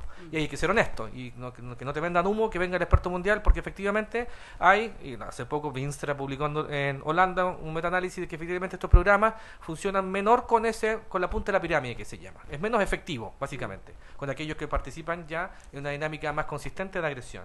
Sin embargo, yo creo que es interesante ver lo que decía otro psicólogo suizo, Anatol Pikas, que planteaba lo que mejor ha funcionado, dentro de lo poco que ha funcionado el tema con la punta de la pirámide, una instancia, una figura de justicia restaurativa. Si el agresor no hace nada, no solo hay una impunidad. Yo no quiero verlo como impunidad, porque me suena mucho a proceso penal. A mi juicio el agresor tiene que reparar lo que hizo. Porque muchas veces se da que el chiquillo no visualiza y no dimensiona lo que están haciendo. No son psicópatas en potencia o protodelincuentes, como dicen algunos, sino son sujetos en formación. Por lo tanto, más que buscar la sanción, porque entiendo que da como rabia por lo que hizo, porque es una situación de abuso, yo creo que es más estratégico y ha sido más efectivo lo que proponía Picas, que era un sistema de restauración y que está bien descrito como él lo propone, hacerlo paso a paso, y que esta persona o este grupo, en vez de ser sancionado y castigado y mandados para la casa, expulsados del colegio, no, pues ahora tienes todo el resto del año para reparar lo que hiciste. ¿Qué crees tú que puedes tú hacer ahora para que tu compañero se sienta mejor?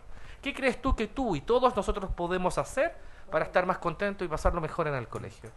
A mí me seduce más esa A mí también, alternativa. 100%. Creo que ofrece más oportunidades, resguarda el derecho de educación para todos. De la integridad, de la calidad. Y un poco el mensaje como de cierre es que esto tampoco es tan fácil. Y un poco hagamos la analogía, si yo quisiera enseñarte ecuaciones de segundo grado, no lo voy a hacer durante una semana. No. Si tú quieres fortalecer el clima escolar de tu colegio, si solo le dedicas una semana, la semana de la buena convivencia, haz la analogía. ¿Cuánto de eso modifica la cultura escolar? Es bastante poco. En comparación con programas que han sido robustos en sus resultados, uno identifica estrategias durante todo el año. Durante toda la semana. Entonces, en ese sentido, mi comentario de cierre es de que hoy día esto es posible, hay experiencias internacionales, hay experiencias incluso nacionales súper interesantes, pero lo que marca una diferencia en esa trayectoria es que son aquellos que se han embarcado en esto, lo hacen de manera periódica, permanente y sistemática. No puntual, no aislada, no en reacción a un hecho de gran connotación pública. La buena noticia es que sí es posible, la buena noticia es que hay experiencias súper interesantes en relación con eso. Y ahí creo que todos sumamos desde las arenas o desde nuestros ámbitos de acción. Muchas gracias, Jorge. Francisca, palabras de cierre de parte de UNICEF. Yo creo que hay una parte de este todos que se ha hablado que a mí me echo de menos y tiene que ver con el tema de las políticas públicas y tiene que ver con el rol del gobierno. Así, conseguirse cifras de conectividad de niños en Chile es imposible. No hay. Hay un aporte de la empresa privada de algunas encuestas, hay un aporte...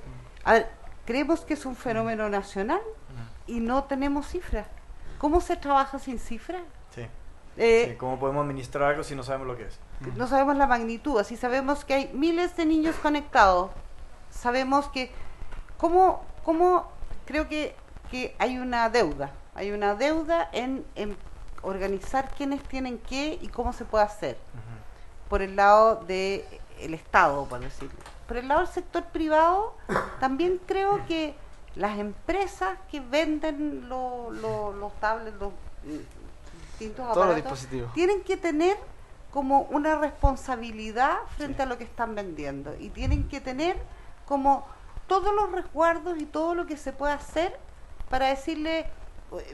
Usted ha comprado un celular que es para su hijo, ok, tenga presente que así tiene estos dispositivos y tienen que venir, así vienen cargados con dispositivos que, ¿por qué no vienen cargados los dispositivos vienen con aplicaciones que son para de la niños? empresa? ¿Por qué no puede venir con una aplicación? Claro, así, preinstalada? si este todos del cual estamos hablando somos los preocupados, no sacamos nada. Los preocupados podemos ser muchos, los que pueden hacer algo tienen que estar en la mesa.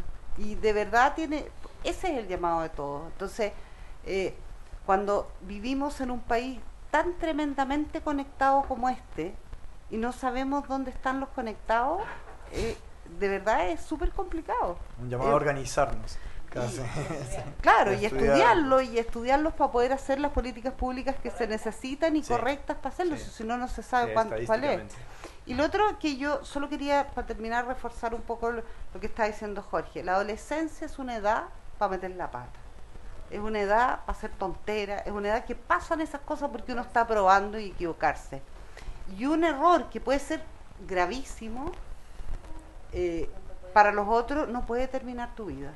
Y de verdad, las cosas que se hacen en la construcción de uno mismo son errores, pero yo creo que un poco lo que tocaba Jorge de como la justicia restaurativa, que es lo que se está dando hoy día en el derecho penal y sobre todo en la responsabilidad penal adolescente, es como, bueno, si estamos participando del daño que hiciste, veamos cómo se hace la reparación, que parte por pedir disculpas, que parte por hacerte cargo, porque lo mismo que les decía antes, los niños, según la etapa del desarrollo, pueden hacer distintas cosas. No es lo mismo un niño de 5, un niño de 12, un niño de 17.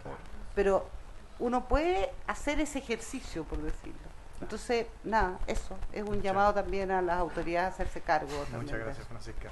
Álvaro, palabras de cierre. Como resumen, para mí esta generación está socializando en Internet, tenemos que entenderlo así.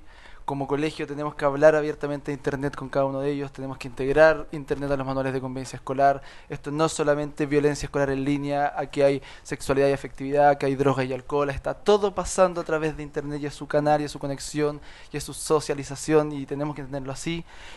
Como padres, madres, los que están escuchando, transformarse en mentores digitales, en ser quienes acompañan y entregan la tecnología de manera responsable. Ver la tecnología como la manera de conectarse con tu hijo y con tu hija, de acercarte. Nosotros siempre tiramos la talla, pero porfa, padres, madres, abúrranse con Germán Garmendia, véanlo, escúchenlos, entiendan que ellos son sus rockstar actuales y tienen que estar cerca, tienen que conocerlo, es la forma. No sientan que el teléfono los aleja, sino que hagan que la tecnología los una, jueguen con ellos, entiéndanlos, pero normen y reglamenten, sean parte de ese camino. Para mí es la forma. Son nativos digitales, ya lo sabemos, lo hablamos, lo entendemos, pero entonces, como decía Jorge, hagámonos cargo de esto. Si nacieron con Internet y los vamos a incluir, que no sientan que solamente es para el ocio, para redes sociales, para chatear, sino que aquí también pueden aprender a construir, a hacer búsqueda inteligente, a crear y construir cosas en Internet. Tenemos que también jugar a ese equilibrio. Eso para mí. Muchas gracias, Álvaro. Claudio. Bueno, complementando un poco lo que dijo Álvaro, hacer ese llamado a la familia que pierdan el miedo, como dijo Francisca hace un momento atrás. Tienen el miedo a aprender algo nuevo. O sea, hoy día todo el mundo está usando WhatsApp. Hay aplicaciones que son mucho mejores que WhatsApp y nadie las quiere usar porque no la conocen. Ya, bueno, está bien. Es más cómodo. El temor al cambio es algo natural en el ser humano, cuando realmente lo único que es permanente es el cambio. Entonces, eso, que pierden el miedo a aprender, a involucrarse en lo que están viviendo sus hijos. La socialización está en todos lados, en lo físico y en lo virtual, y hoy más que antes en lo virtual. Entonces, hay que estar ahí, acompañar. Muchas gracias, Claudio. Bárbara. Sí, respecto de la cifra, sí, a mí también me cuesta encontrar cifra a veces, así que por lo mismo, este año lo primero que hizo, de hecho, la ministra cuando llegó fue anunciar un estudio real de ciberbullying y de uso de redes, porque lo que tenemos efectivamente gira más en torno a las denuncias, que no siempre es la cifra real, porque muchos niños no denuncian y por diferentes cosas. Entonces, un estudio real, así que tomamos eso porque es así, no podemos hacer una ley en base a cifras como quizás o internacionales, que están mucho más claras que nacionales. Y lo segundo es decir que la superintendencia empezó en el 2012, para que no me rete el superintendente, que antes me equivoqué y dije 2010. Y 3, como el consejo, aparte de todos los que ya dimos, así súper inmediato, es reflexionar cuán violentos somos nosotros por las redes sociales en este caso. ¿Cuánto nos duele a nosotros como adultos cuando alguien nos hace ciberbullying por redes sociales porque te equivocaste en una palabra, porque que es mi caso, porque por lo que sea? ¿Cuánto me duele a mí ese comentario? Infinitamente. Y no porque sea llorona, ni porque infinitamente te duele cuando alguien te dice algo. O sea, no creo que haya alguien que no le duela que alguien te escriba cosas ofensivas. Entonces, si un niño ve que el papá ofende a otro que no conoce, que no sabe de él, ¿cuál es como la posibilidad de que ese niño no use la misma herramienta? Entonces, yo creo que lo primero así a corto plazo como consejo es también nosotros estudiarnos a nosotros mismos. Mi hijo está sufriendo bullying. Cuando yo he estado presente, cuando yo he sido quizás violento con otro, o sea, ustedes se meten a Twitter y es una cosa macabra, pero es una cosa ofensiva tan grande para todos los lados. Pero uno dice, nadie puede ser inmune a eso, nadie. Ni un ser humano con sentimientos puede ser inmune a cómo te pueden destruir por redes sociales. Entonces, yo creo que ahí también tenemos que hacer como una reflexión, así que quería quedarme con eso. Y lo último que obviamente yo tengo que decir, si alguien está viendo y tiene algún problema de bullying y es adolescente, nada es tan grave. Y estamos nosotros para ayudarlo. Nosotros hemos girado harto nuestra labor a escuchar a los papás que se sienten afectados por esto y escuchar a los niños. Y siempre nos encuentran. en las diferentes oficinas, y en la noche también yo respondo al Facebook, al Twitter, y de verdad lo hacemos. Entonces sabemos que podemos evitarlo a corto plazo y estamos acá. Y no somos todos tan viejos, también hay jóvenes si quieren conversar con nosotros en la Seremi Educación. Así que solo quedarme con el agradecimiento por la invitación. Siempre aprendo este grupo maravilloso, y también dejar un mensaje positivo de esperanza, porque yo de verdad creo que nunca se había generado esto como de crear tantas posiciones distintas, y ustedes ven acá somos 1, 2, 3, 4, 5, 6, 7, que nos unió una fuerza común, pero somos muchos más. Entonces, de verdad, yo creo que hay una esperanza muy importante de cambiar las cosas y efectivamente crear un futuro o unos niños futuros felices, y si podemos hacerlo hoy, importante que los papás no solo le preguntan a los niños si se sacaron un 7, sino también quiénes son sus amigos, cómo lo pasó, si es feliz, cuál es su pasión, si el profesor se rió, si lo abrazó, si cosas también, eso también es súper importante. Así que eso. Muchas gracias. Yo quería simplemente cerrar con una frase. Es de arrogante pensar que tenemos el futuro asegurado. Nosotros hoy día es lo único que tenemos seguro, este instante, en este momento. Es lo único que tenemos seguro. Nosotros salimos de aquí, cruzamos la calle y nos atropellan y hasta llegó. Así que tenemos que cambiar las cosas ahora. No hay tiempo. La respuesta, la solución a este problema depende de nosotros. Depende de los que nos están viendo. El mañana no está asegurado para nadie. Independiente de dónde nació, cuál sea su apellido, dónde esté. Todos tenemos solamente asegurado este instante. Hagamos que valga la pena, que lo disfrutemos, que lo pasemos bien, que sea un minuto espectacular para la persona que está al lado nuestro, porque ese minuto no vuelve. Yo les agradezco a cada uno de ustedes por estar con nosotros hoy día. Les agradezco mucho el compromiso que han tenido con nosotros en esta causa, por estar aquí presentes, por sacar tiempo de su tiempo libre para venir aquí a compartir lo que ustedes en su día a día están haciendo. Les agradezco mucho a las personas que se conectaron por streaming, que nos están viendo, que nos van a ver en lo que queda grabado. Los dejo ya invitados al miércoles que viene. Tuvimos que moverlo de jueves a miércoles, disculpa la confusión. Miércoles 12 vamos a hablar acerca de la relevancia del testigo.